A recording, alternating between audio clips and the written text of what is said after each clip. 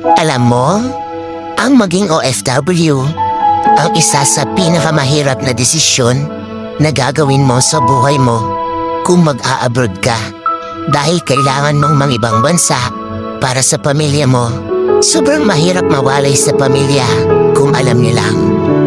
Bawat minuto, bawat oras, bawat araw at bawat taon na hindi mo sila nakakasama. Lahat yan ay titiisin para lang mabigyan sila ng buhay na masagana. Kahit ang kapalit nito ay ilang taon na pagkakawalay sa kanila.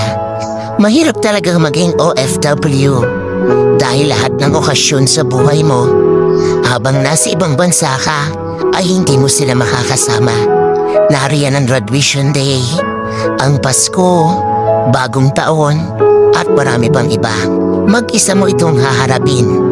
Oo, mag-isa, homesick, ang isa sa pinakamalakas na kalaban ng mga OFW na kapag hindi mo nalabanan, talo ka.